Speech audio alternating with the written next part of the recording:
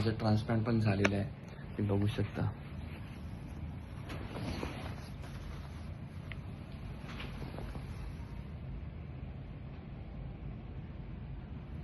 तर ह्याच्यात असं लपवण्यासारखं काहीच नाही आहे. तर जय मशान कालिका माता देवी, गुरु श्याम देसाई जी की जय हो. आज हा व्हिडिओ बनवण्यासाठी मी आलेलो आहे कारण एक फार महत्त्वाचा अनुभव तुमच्याशी सगळ्यांशी शेअर करायचा आहे गुरुजींसोबत वगैरे. की आज माझा खरंच 7 वर्ष झाली मी डायलिसिसवरती होतो, डायलिसिस करत होतो. त्यात माझी अगोदर पण माझं किडनी ट्रान्सप्लांट झालेलं. माझ्या आईने मला किडनी दिलेली, बट ती किडनी जी होती ते ट्रान्सप्लांट जे होतं ते माझं सक्सेस नव्हतं झालेलं. आज त्या गोष्टीला कमीत कमी 2019ला ती गोष्ट घडली होती. पहिलं ट्रान्सप्लांट माझं झालेलं.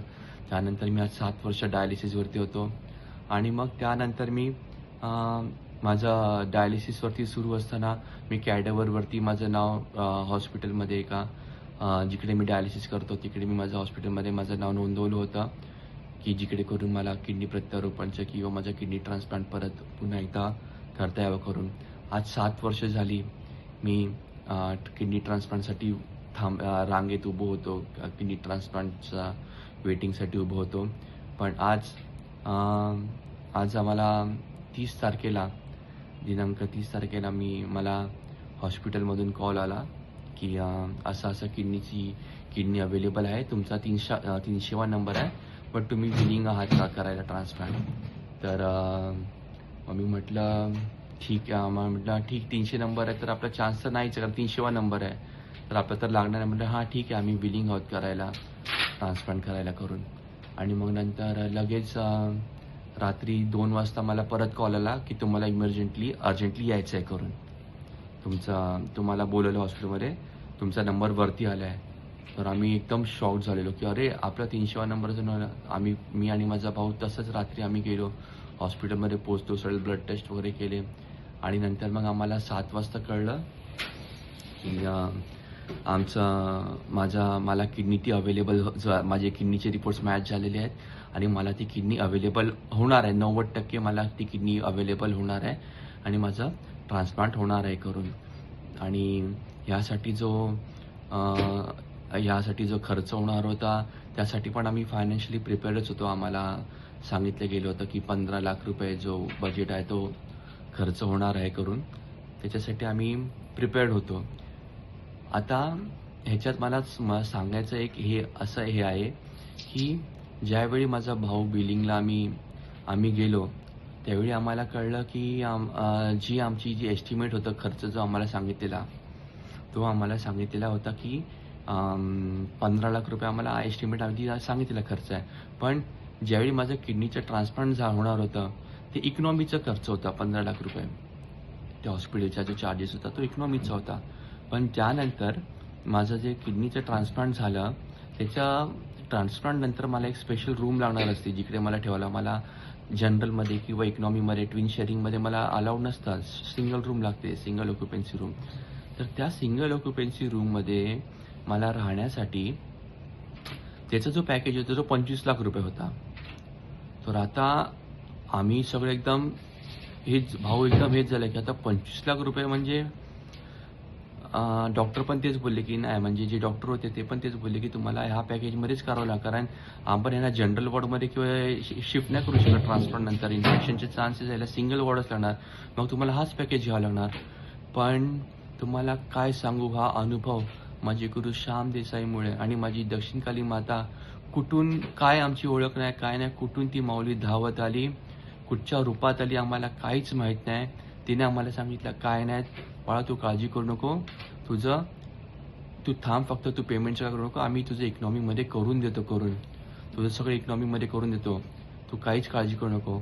आणि तुम्ही बिलीव्ह नाही करणार, माऊली कुठून, जिकडे आम्हाला 25 लाख रुपये आम्हाला ते सिंगल ऑक्युपन्सीचं पूर्ण बजेट होणार होतं, तिकडे ती माऊली कुठून तिकडच्या त्याच हॉस्पिटलच्या कोणत्या त्या मॅनेजर का कोण होत्या त्या धावत आल्या, माऊलीच्या रूपात माझ्या आली आणि तिने आम्हाला ते माझं पूर्ण पॅकेज जे आहे इकॉनॉमीमध्ये मला आज ते पूर्ण करून दिलं.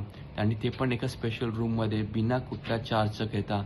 माझे 10 लाख रुपये जे होते माझ्या माऊली कशी माझ्या पाठी धावत आली, ही फक्त आणि फक्त माझे गुरु श्याम देसाईमुळे आणि माझी माऊलीची मी जी साधना केली त्याच्यामुळे. म्हणून मी प्रत्येकाला एकच सांगेन, की ज्यांनी कोणी गुरुजींवरती, माझे गुरु श्याम देसाईंवरती की जे काय बोलत असतील ना, ह्यांच्यात एक एक हे आहे, की आज माझं किडनी ट्रान्सप्लांट पण ऑलमोस्ट सक्सेस होत आलं. मला 1-2 दिवसात डिस्चार्ज पण मिळणार आहे आणि माझी प्रकृती फार स्टेबल आहे. माझे रिपोर्ट्स पण चांगले आलेले आहेत.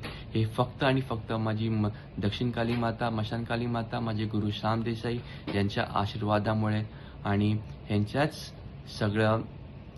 सानिध्यामध्ये राहून, ह्यांची साधना करून आज जी माझी माऊली माझ्या पाठी धावत आली. खरंच सांगतो, हे हे एक प्रत्यक्ष उदाहरण आहे. हे जी लोकं बोलतात ना, की साधना सिद्धी अघोरीमध्ये सगळं काय चाललंय, फ्रॉड आहे, असं काहीच नाही आहे. हे माझं प्रत्यक्ष उदाहरण आहे. बघा, माझं ट्रान्सप्लांट पण झालेलं आहे. तुम्ही बघू शकता.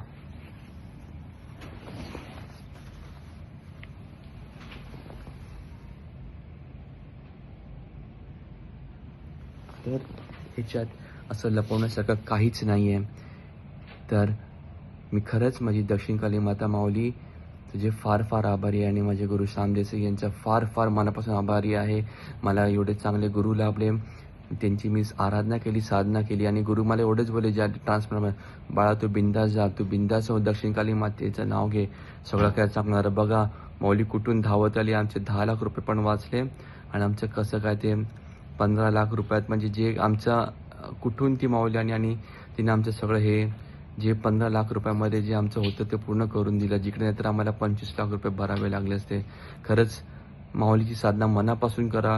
गुरु श्याम देसाई जे म्हणतात त्याची साधना, त्यांनी जे सांगितलं त्याच्या मार्गावरती चालाल तर खरंच फार चांगलं. आज कदाचित मला आता माझे रिपोर्ट्स पण चांगले आले आहेत. माझे किडनी ट्रान्सप्लांट पण सक्सेसफुल झालं ऑलमोस्ट.